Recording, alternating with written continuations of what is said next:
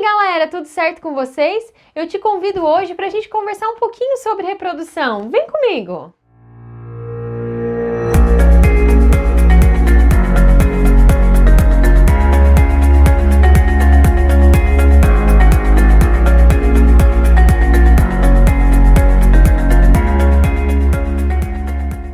Pessoal, reprodução é um processo biológico necessário para todos os seres vivos para que a sua espécie continue sobrevivendo e continuando, para que ela não entre em extinção. Nós temos dois tipos de processo de reprodução, um chamado de reprodução assexuada e outro chamado de sexuada. Reprodução assexuada, como o prefixo a sugere, é uma reprodução que não tem mistura de material genético, não tem participação de gameta, não tem variabilidade genética. Os seres vivos que se reproduzem dessa forma, eles são mais vulneráveis a alterações ambientais. No entanto, eles possuem uma vantagem. O gasto energético para uma reprodução assexuada é muito menor. É muito mais rápido esse processo e gera vários indivíduos. Só que todos os indivíduos gerados, eles são praticamente clones de quem os deu origem. A gente tem alguns exemplos aí. Vamos começar falando de bipartição e cisparidade. É praticamente uma mitose, é uma divisão celular que acontece em um indivíduo que é unicelular, como é o caso das bactérias e dos protozoários.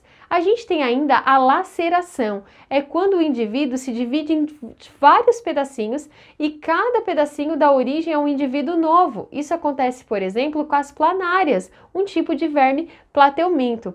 A laceração, normalmente, ela é seguida de um processo de regeneração. Muitas avaliações não consideram a regeneração uma forma de reprodução, mas sim uma sequência de um início reprodutivo. Então, por exemplo, para que haja regeneração, nesse caso teve que haver a laceração. Os poríferos, eles costumam se reproduzir por brotamento. Brotamento é quando um indivíduo surge na lateral de outro indivíduo. E esse broto, ele pode se desprender formando uma esponja nova, ou ele pode ficar por ali e formar uma colônia. Isso acontece, por exemplo, também com corais, com anêmonas. Então, se o indivíduo não se desprende, ele acaba formando uma colônia, mas se ele se desprende, ele forma um indivíduo novo. Tem um processo de reprodução assexuada muito interessante que os poríferos fazem quando as condições ambientais estão desfavoráveis. Por exemplo, quando tem uma situação de seca, que é a gemulação. Na gemulação ocorre a formação de uma estrutura chamada de gêmula, e essa gêmula ela consegue suportar as condições de estresse ambientais e se desenvolver quando tudo isso passar. Outra reprodução assexuada bem interessante é a estrobilização. A estrobilização acontece muito em quinidários. É quando ocorre a formação de sulcos que ficam todos uns sobre os outros. Esses sulcos, na verdade, são medusas imaturas, que a gente chama de éfira. Eles estão ainda na forma de pólipo, então o pólipo, que é a forma fixa do quinidário, ele começa a produzir essas estruturas que ficam umas sobre as outras. Cada estrutura dessa eu chamo de éfira.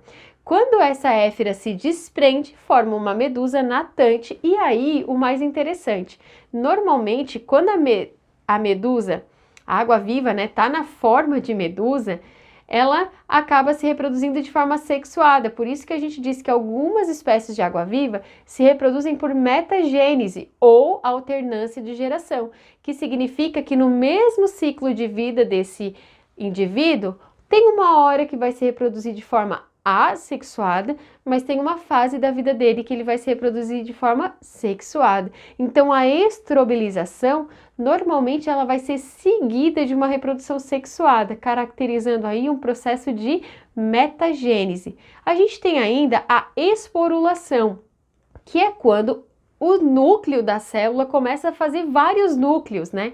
Dando origem a novos indivíduos. Se essa esporulação for precedida de um processo sexuado, a gente tem aí um caso de esporogonia, mas se não for, a gente tem um caso de esquizogonia. Tem uma reprodução sexuada que é muito curioso, que é a partenogênese. A partenogênese, ela é uma reprodução que não tem variabilidade genética, porque não tem mistura de material genético, mas tem participação de gameta. Então, a gente não pode considerar que ela é agâmica, né? Vou dar um exemplo bem fácil de você entender. A partenogênese, ela acontece quando um óvulo liberado pela fêmea não é fecundado por ninguém. Então, ele ali com a sua carga genética pela metade, uma célula haploide, simplesmente aquela célula começa a se dividir por mitose, se diferencia e forma um novo organismo.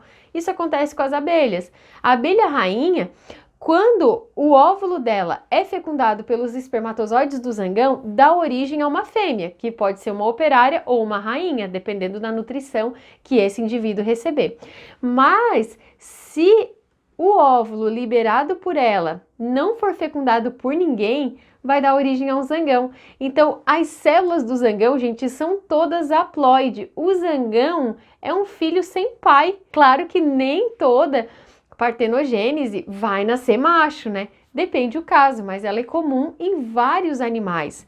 A reprodução sexuada ou gâmica nos animais, ela é uma reprodução que tem a participação de gametas, que são células destinadas à reprodução. Nesse caso, eu tenho recombinação gênica, que é a mistura de material genético. Eles são menos vulneráveis a situações ambientais. Só que, no entanto, o gasto de energia é maior, o processo é mais lento e gera menos indivíduos. A gente, quando fala em gameta, a gente tem que pensar que são células haploides, células que possuem a metade do número de cromossomos e que vão se unir, elas vão ser formadas num processo de gametogênese, elas vão se unir num processo de fecundação e os núcleos dessas células vão se fundir num processo chamado de cariogamia ou singamia. Por exemplo, nós, mamíferos, né? Nós, animais mamíferos, nós temos um ovócito, que é a célula reprodutora feminina. Esse ovócito tem a zona pelúcida, tem zona radiata, dentro dele tem substância vitelínica e tem um núcleo lá.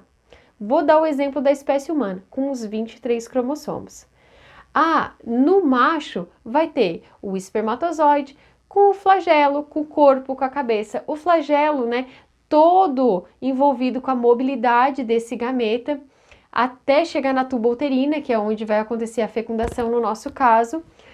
A gente tem ali a parte do corpo que tem todas as mitocôndrias que produzem energia para fazer esse flagelo se movimentar, e a gente tem na cabeça o núcleo com os 23 cromossomos e uma estrutura chamada acrossomo, que tem enzimas digestivas que conseguem digerir a zona pelúcida e o espermatozoide consegue entrar. O que entra do espermatozoide? Só o núcleo. Então, o núcleo do espermatozoide entrando dentro do ovócito, eu tenho ali o que eu chamo de fecundação. Quando esses núcleos se juntam, eu tenho o processo de cariogamia e ali vai formar uma célula inteira, o zigoto, uma célula diploide. Dessa célula surgirão todas as outras células, vai formar um embrião, vai formar, né, o indivíduo por inteiro. Coisas interessantes, quando entra só um espermatozoide, a gente chama de monospermia. E quando entra mais de um espermatozoide? Polispermia. E pode entrar mais de um espermatozoide? Até pode, mas dificilmente vai ocorrer fusão de 3, 4, 5 núcleos. Normalmente ocorre a fusão de apenas um núcleo, porque a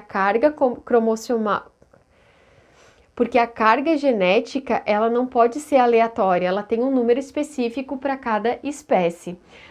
Outros conceitos importantes também quando a gente fala de reprodução. Existem animais que são monóicos, também conhecidos como hermafroditas, que produzem os dois gametas no mesmo organismo. Não é porque ele é hermafrodita que obrigatoriamente ele tem que fazer autofecundação. Não, alguns fazem autofecundação, como é o caso da tênia, popularmente conhecido como solitária, ou então ele pode fazer fecundação cruzada e trocar espermatozoides com outro organismo, garantindo assim uma variabilidade genética. Tem seres vivos que são dioicos, e aí eles têm sexos separados, tem o macho e tem a fêmea. A fecundação ela é interna quando acontece dentro do organismo da fêmea, ela é externa quando acontece no ambiente, como por exemplo, alguns peixes e anfíbios jogam os gametas na água para que na água eles se encontrem e formem ali o ovinho, né? Falando em ovinho, tem seres vivos que se desenvolvem dentro de ovos, que são ovíparos. Tem seres vivos que se desenvolvem dentro de ovo, mas esse ovo está dentro da fêmea, e aí eu tenho um caso de ovovivíparo. E tem animais que se desenvolvem dentro do útero da mãe, e é quando eu chamo eles de vivíparo. Nem todo animal nasce pronto. Os que precisam passar por metamorfose, eu vou dizer que eles têm um desenvolvimento indireto. Agora, quando ele nascer pronto, o desenvolvimento desse animal é direto. Vamos para o nosso resumindo, então? Simbora! Resumindo! Então, galera, pegue seu papel e a sua caneta e vamos ao nosso esquemão de estudos sobre reprodução animal. Reprodução é o processo biológico que garante a continuidade da espécie. Pode ser do tipo assexuada ou sexuada. Reprodução assexuada ou agâmica não tem mistura de material genético. Sem variabilidade genética, esses indivíduos são mais vulneráveis ao meio. O gasto de energia é menor e eles formam clones. Temos alguns exemplos, como bipartição e cisparidade é uma forma de mitose que ocorre em indivíduos unicelulares, como bactérias e protozoários. Esquizogênese ou laceração são divisões do corpo em vários segmentos, como acontece com a planária. Esse processo normalmente é seguido de regeneração. Estrobilização acontece em pólipos. Forma-se uma espécie de sulcos sobrepostos, cada sulco é chamado de éfira, que se desprendem formando medusas. Nesse caso, ocorre metagênese ou alternância de geração. O cnidário ele também vai se reproduzir sexuadamente posteriormente. Esporulação é quando o núcleo da célula se divide várias vezes. Se esse processo for precedido de uma fase sexuada, a gente chama de esporogonia, caso não, esquizogonia. O brotamento acontece em poríferos, quando há o surgimento de um broto, esse broto se desprende formando uma nova esponja. Se o broto não se desprender, vai formar uma colônia. Gemulação é a formação de pequenos brotos internos, gêmulas, que protegem a espécie de condições desfavoráveis. Quanto à reprodução sexuada ou gâmica, podemos destacar que tem recombinação gênica, tem variabilidade genética e as etapas ocorrem iniciando pela gametogênese, formação de gametas, união desses gametas na fecundação e a fusão de material genético aí conhecido como cariogamia ou singamia. Alguns conceitos importantes: monospermia é quando um espermatozoide adentra no óvulo. Polispermia é quando mais de um espermatozoide entra no óvulo, só que nesse caso normalmente apenas um vai fazer a singamia. Monóicos são animais hermafroditas que produzem os dois gametas. Dioicos são animais que possuem sexo separado. A fecundação ela pode ser interna, quando acontece dentro do organismo da mãe, ou externa. O desenvolvimento pode ser direto ou indireto, quando o indivíduo passa por metamorfose.